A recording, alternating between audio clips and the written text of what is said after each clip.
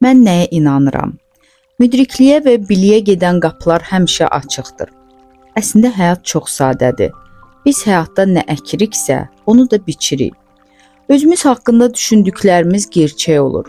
İnanıram ki, özüm də daxil olmaqla hər kəs həyatında baş verən ən yaxşı və ən pis hadisələrə görə özü cavabdehdir. Ağlımıza gələn hər bir fikir bizim gələcəyimizi formalaşdırır. Düşüncələrimiz və söylədiyimiz sözlərimiz təcrübələrimizi yaradır. Hadisələri özümüz yaradırıq. Sonra isə düşdüyümüz pis vəziyyətlərə görə başqalarını günahlandırmaqla öz gücümüzü itiririk. Heç kəs və heç nə bizim üzərimizdə gücə malik deyil. Çünki beynimizdəki düşüncələrimizlə birlikdə qalan yalnız bizik. Beynimizdə sakitlik, harmoniya və balans yaratsaq, bu həyatımızda da öz əksini tapacaq. Aşağıdakı fikirlərdən hansı sizə aiddir? İnsanlar mənə pislik eləmək istəyirlər. Yaxud hər kəs mənə kömək eləmək istəyir. Bu inamların hər biri tamamilə fərqli hadisələr yaradır. Özümüzlə bağlı nəyə inanırıqsa o da başımıza gəlir. Kainat bizi düşündüyümüz və inandığımız hər fikirdə tamamilə dəstəkləyir. Başqa sözlə desək, bizim şuuraltı inamımız hər şeyi qəbul edir. Bu isə o deməkdir ki, özümüz və gələcək həyatımız haqqında düşüncələrimiz reallaşır. Düşünün, biz nə qədər saysız hesabsız məsələlər ətrafında fikirlərimizi cəmləşdirə bilərik. Bunu biləndən sonra insanlar mənə pislik eləmək istəyir əvəzinə, hər kəs mənə kömək eləmək istəyir fikrinə inanmaq daha məqsəd uyğundur. Kainatın qüvvəsi bizi heç vaxt mühakimə yaxud tənqid eləmir. Kainat bizi olduğumuz kimi qəbul edir. Sonra isə bizim inanclarımızı həyatımızda gerçəkləşdirir. Əgər mən tənha olduğuma və heç kəsin məni sevmədiyinə inanmaq istəyirəmsə, həyatda bunu da görəcəm. Yox, əgər hər yerdə sevgi var, mən sevirəm və sevilirəm fikrini özümə təlqin eləsəm və bu motivasiya edici cümləni tez-tez təkrarlasam, bu fikirlər mənim üçün həqiqətə çevriləcək. Bu zaman sevgi dolu insanlar həyatıma daxil olacaq. Həyatımda olan belə insanlar mənə daha çox sevgi göstərəcək və mən öz məhəbbətimi onlara asanlıqla bildirəcəm. Əksəriyyətimizin özümüzlə bağlı mənasız fikirlərimiz və həyatı yaşamaqla bağlı çox sərt qaydalarımız var. Bütün bunları sizi mühakimə eləmək üçün demirəm. Bilirəm ki, hər birimiz bütün məsələlərdə əlimizdən gələni eləməyə çalışırıq. Əgər daha çox məlumatımız olsaydı, daha fərqli davranardıq. Düşdüyünüz vəziyyətə görə özünüzü qınamayın.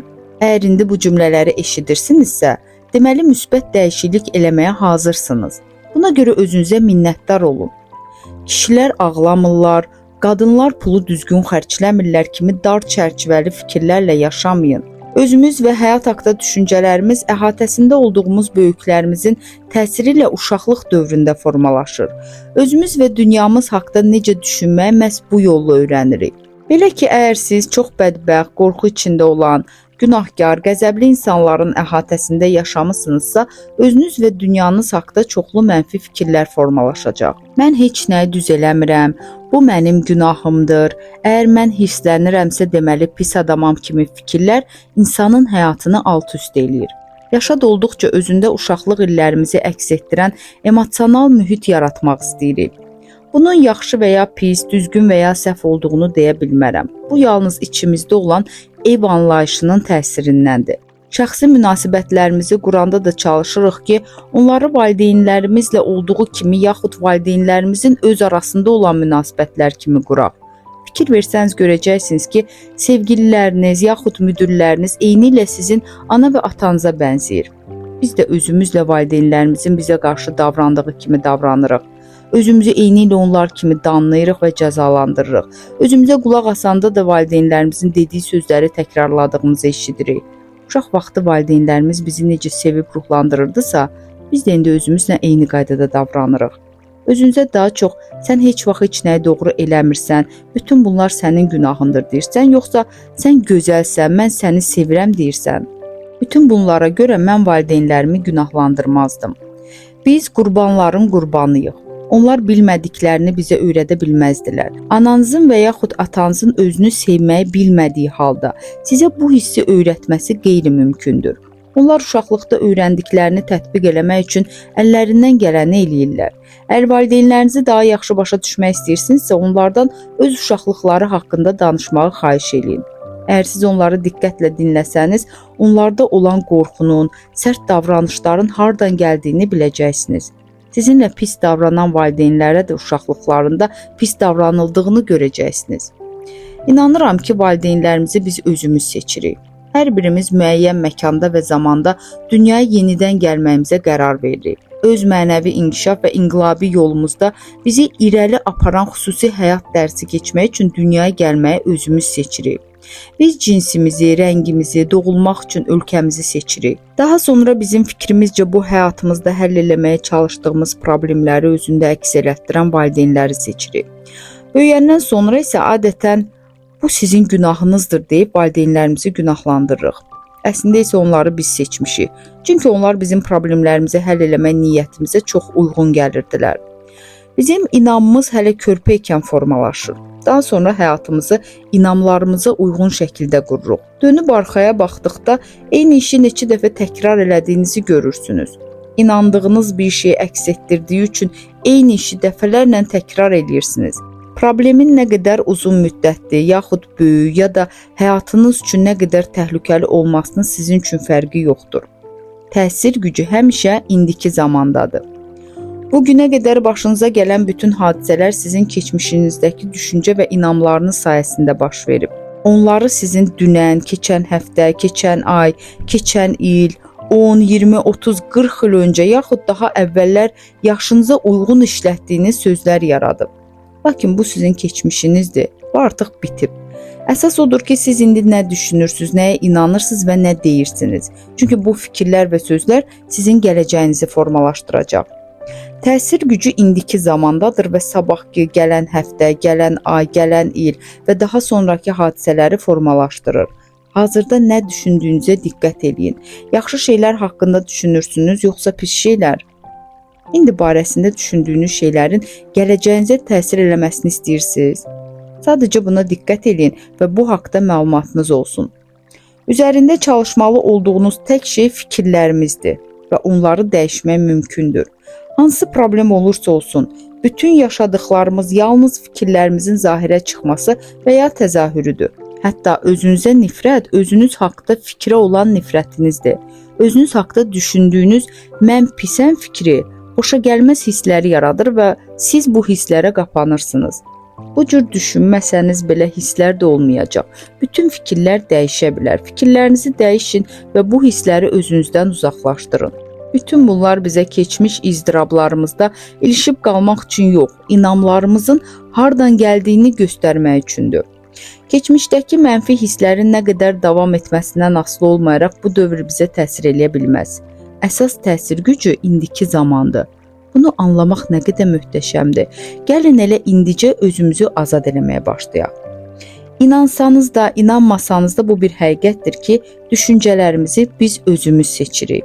Biz bir məsələ haqda dönə-dönə düşündüyümüzdən seçim etmədiyimizi fikirləşirik, lakin biz doğrudan da seçim etmişik. Biz bəzi məsələlər haqqında düşünməkdən imtina eləyə bilərik.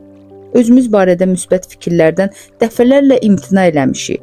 Özünüz haqqında mənfi fikirlərdən də bu qaydada yaxa qurtara bilərsiniz. Mənə elə gəlir ki, yer üzündə tanıdığım və ya birlikdə işlədiyim hər kəs özünə nifrət və özünü ittiham hissindən az və ya çox dərəcədə əziyyət çəkir. Özümüzə qarşı qəzəb və özünə ittiham nə qədər çox olsa, işlərimiz bir o qədər pis gedəcək. Əksinə az olsa, işlərimiz həmişə yaxşı gedəcək. Mən həyatda hər şeyə nail olmamışam və yaxud mən buna layiq deyiləm kimi ifadələri tez-tez eşidirik. Bu ifadələr sizə tanış gəlirmi? Siz də tez-tez düşünürsünüz ki, mən kifayət qədər yaxşı deyiləm. Axı kimə görə yaxşı deyilsiniz? Kimin standartlarına görə? Əgər bu kimi inamlar sizdə güclüdürsə, onda sevgi dolu, şən, uğurlu, sağlam həyatınız necə ola bilər? Təl-təl şuurunuzdakı inamlar daima xoş həyatınıza qarşı mübarizə aparacaq. Nəticədə tam mükəmməl həyata nail olmaq çətinləşəcək və bu hər zaman hansısa problemin yaranmağına gətirib çıxaracaq. Məncə kim, özünü tənqid, özünü ittiham və qorxu kimi hisslər insan həyatında daha çox çətinliklər yaradır.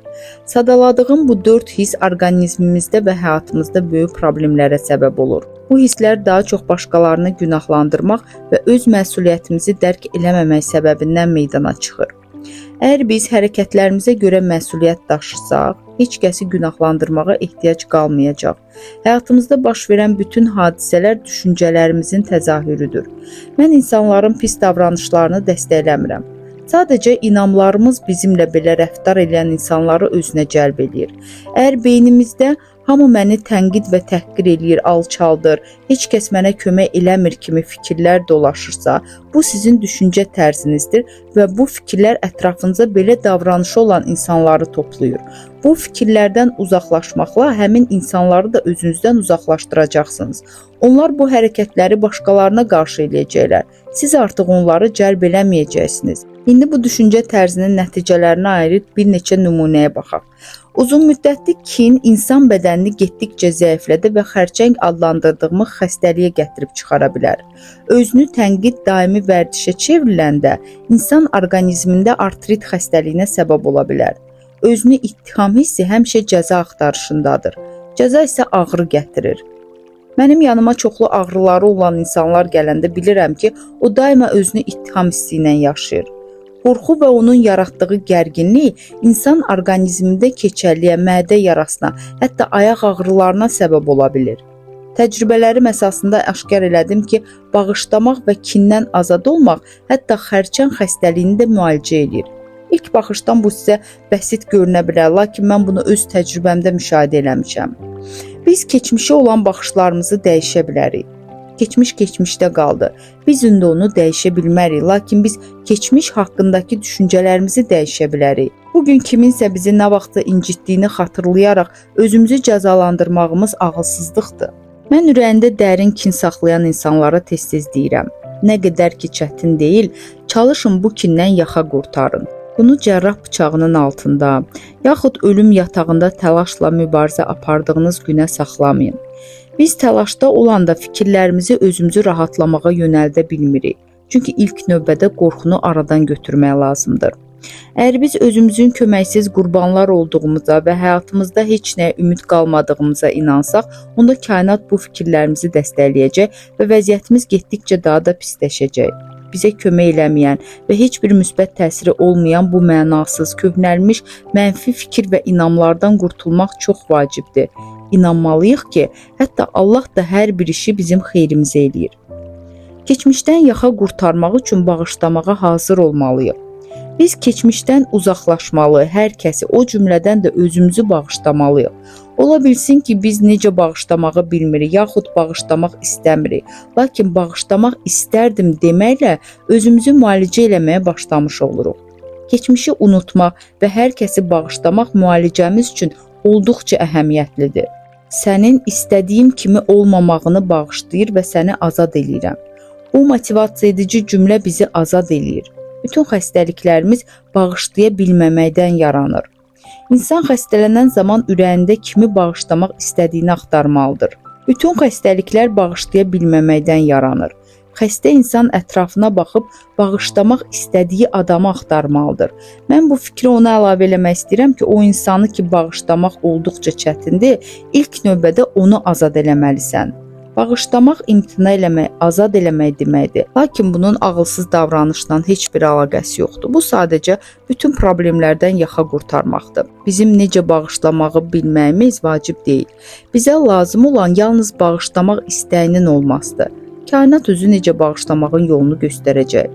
Biz öz ağrılarımızı çox yaxşı hiss edirik. Lakin bağışlamaq istədiyimiz insanların da ağrılarının olduğunu başa düşməkdə çətinlik çəkirik. Biz anlamalıyıq ki, onlar həmin vaxt hər şeyin ən yaxşı olması üçün bilik və bacarıqları müqabilində əllərindən gələnləri eləyiblər. İnsanlar öz problemləri ilə yanıma gələndə onların mənə xəstəlik, kasıblıq, pis münasibətlər, yaradıcılıq, uğursuzluqları və ya hansısa digər problemlərə görə müraciət eləməsinin fərqinə varmıram. Mən yalnız bir şey üçün çalışıram. Bu da onlara özlərini sevdirməkdən ibarətdir. Mən görürəm ki, biz özümüzü sevdikcə və özümüzü olduğumuz kimi qəbul edəndə işlərimiz yaxşı gedir. Elə bil hər yerdə kiçik möcüzələr baş verir. Bizim səhhətimiz yaxşılaşır, daha çox pul qazanırıq, başqaları ilə münasibətlərimiz daha da yaxşılaşır, yaradıcılıq imkanları açılır.